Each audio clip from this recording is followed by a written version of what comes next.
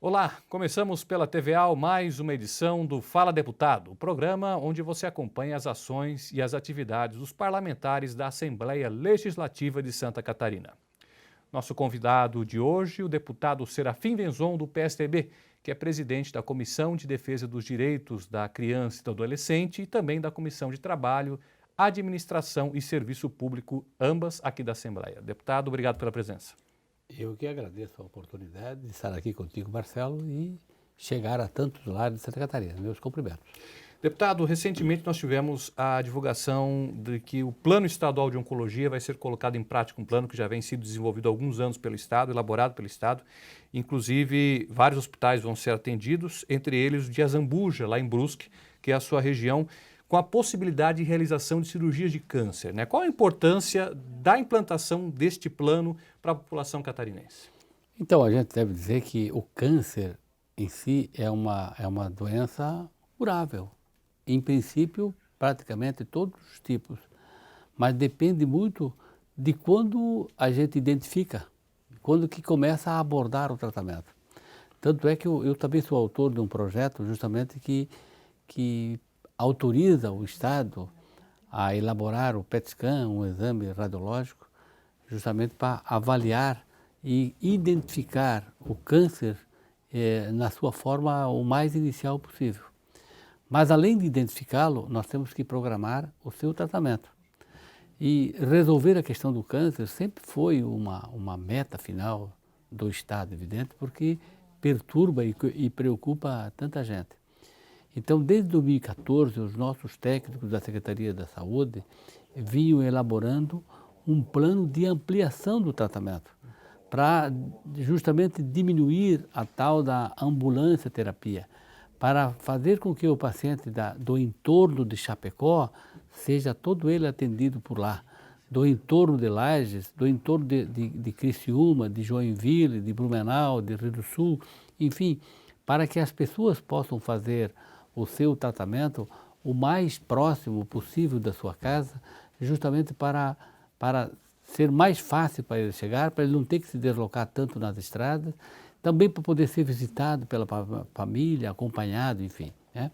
Então, esse plano estava no Ministério, e um outro detalhe, que de Santa Catarina, por conta dessa distância que nós temos de São Miguel do Oeste a Florianópolis, por exemplo, acabava ficando mais fácil ou mais perto de São Miguel ir para Curitiba ou para Porto Alegre, da região da Grande Chapecó, se não era atendido pelo nosso estado, o paciente acabava se deslocando para os estados vizinhos, e a gente olhando o histórico de atendimento nosso do Rio Grande e do Paraná, eles acabavam atendendo um grande número de pacientes e, por conta de atenderem mais, acabava indo mais recursos.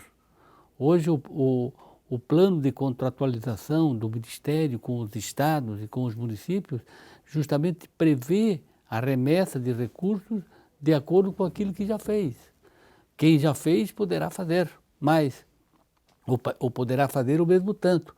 E por conta disso, o percentual, o volume de recursos per capita que ia para o Rio Grande era muito maior do que o per capita de Santa Catarina e também do Paraná, maior do que o nosso. Mas por quê? Porque os pacientes se deslocavam para lá e geravam um histórico favorável àqueles estados. Bom, então esse plano também vem satisfazer isso. Se a gente olhar o orçamento da saúde desse ano, ele já está bem mais próximo. O nosso está próximo do Rio Grande e do Paraná também. Mas por conta de que o Estado agora, com esse plano, se propõe a atender mais por conta dessa capilarização, dessa interiorização, ou dessa ampliação, então. E esse plano estava no Ministério, mas faltava alguém cutucar no Ministério, enfim, na estrutura do Ministério, para fazer com que isso fosse atualizado. E nós estivemos no Ministério, o deputado Caro Preto, nós estivemos juntos, e com 2, 3 visitas, o ministro Ricardo Barros já autorizou e agora falta implantar. Então, alguns hospitais, eles ficam vinculados a algumas centrais regionais. Por exemplo, já existe um serviço de tratamento oncológico em Blumenau, que é o Hospital Santo Antônio, que é onde centraliza o atendimento de todo o vale.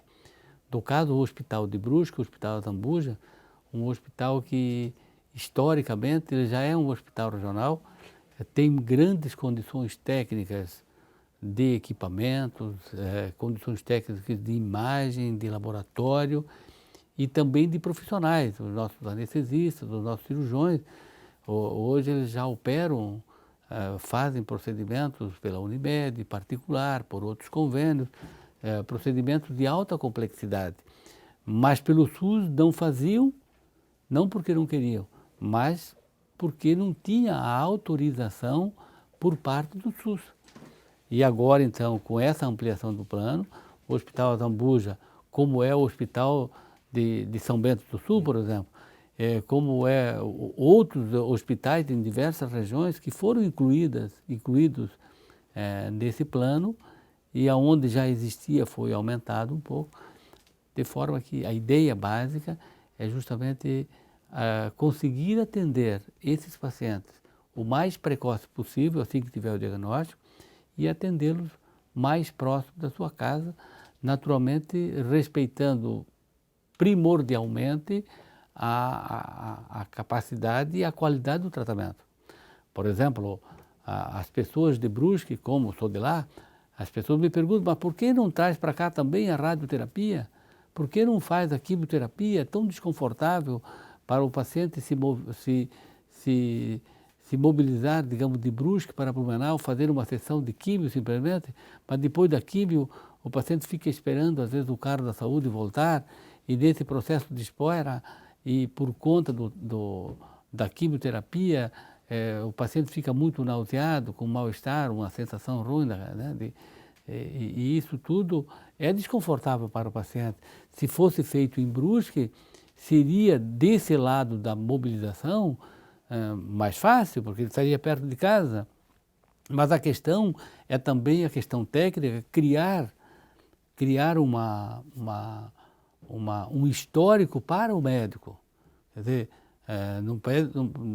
imagine o médico que atendesse ou que fizesse 2 quimioterapias por dia. Ao final do ano, teria um volume de pacientes muito pequenas, e em todas essas situações, a experiência própria, além daquilo que ele lê, que ele se informou, que recebeu de informação, mas o contato direto com o paciente, com a doença, com a sua evolução, isso tudo cria um modus operandi, um jeito de fazer melhorado.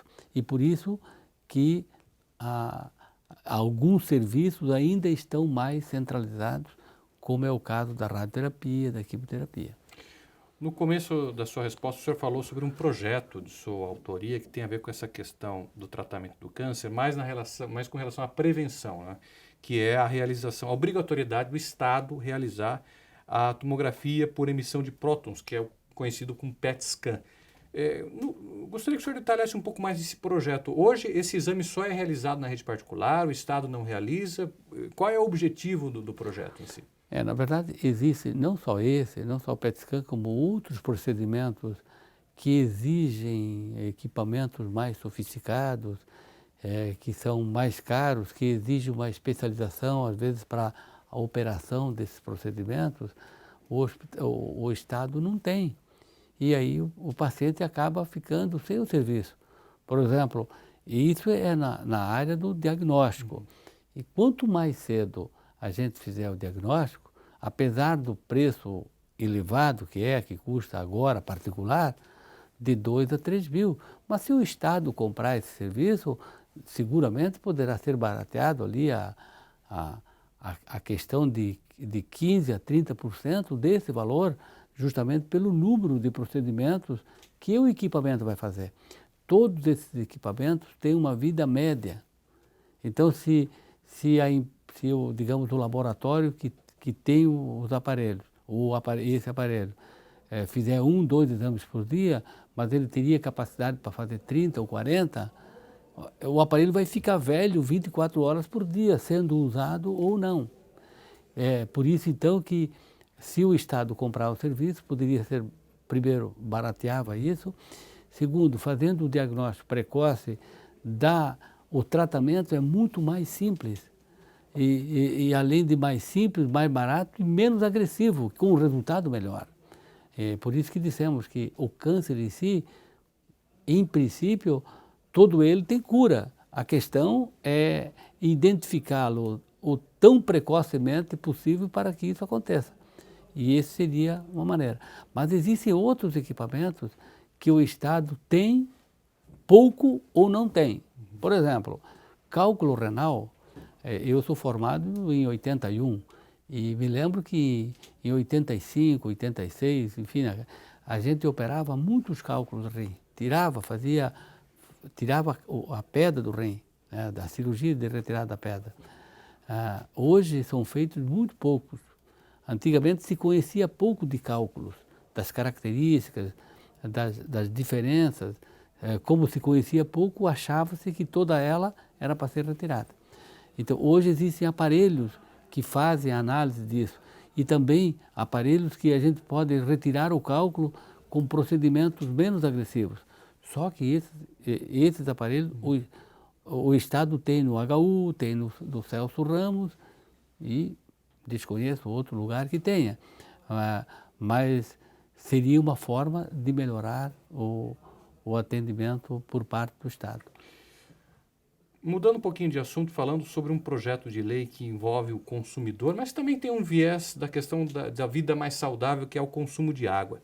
O senhor tem um projeto de lei tramitando que torna obrigatória o fornecimento de água potável para as pessoas que frequentam bares, restaurantes, cafés, hotéis, casas de shows e outros estabelecimentos que prestam serviços similares.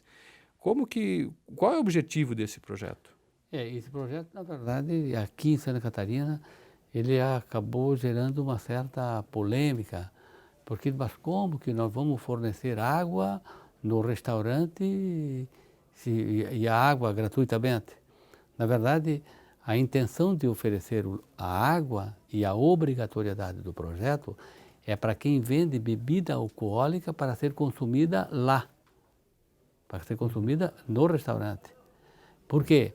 Porque o efeito da bebida sobre o indivíduo, ele está diretamente ligado à concentração dele. A quantidade de álcool que a gente ingere, ele pode ser amenizado se usar algum agente diluidor. E qual é o agente mais barato e de um preço insignificante e que é bom para o organismo? A água. Então, teoricamente, você pode tomar o quanto vinho você quiser, desde que tome o dobro de água. Se você tomar cerveja, tu pode tomar o quanto quiser. Se você tomar, pelo menos, no caso da cerveja, uma quantidade igual ao número de cerveja, ou volume, quem tomar 10 cervejas de 300 ml, corresponde a 3 litros de cerveja. Se você tomar 3 litros de água também, o efeito sobre o seu cérebro vai ser muito pequeno. Então, além de fazer menos mal para a pessoa, vai fazer menos mal para os outros, porque a partir do momento que o indivíduo está alcoolizado, passa a ter um comportamento social diferenciado. E por isso, então, que nós colocamos esse projeto como sendo a recepção. Onde é que, se a gente vai no restaurante, a toalha da mesa é limpinha, a cadeira está bem aposta, enfim, o garçom te atende bem e tem a água à disposição, a água potável. Naturalmente que a gente pode dizer que todas as águas são iguais, todas as águas são água mineral, não existe outra água que não seja mineral e ela é oferecida e naturalmente que o restaurante, o estabelecimento é responsável pela quantidade dessa água pela qualidade também que ele oferece. Deputado, eu sei que a gente tem muitos outros assuntos para falar, mas infelizmente o nosso tempo já está se esgotando. Eu gostaria de agradecer muito a presença do senhor aqui e aguardo o senhor numa próxima edição do Fala Deputado. Eu também agradeço e um grande abraço a todos os nossos ouvintes. A reprise deste e de outros programas você acompanha no decorrer da programação da TVA ou no nosso canal no YouTube, o www.alesc.sc.gov.br. A todos, obrigado pela companhia e até o próximo programa.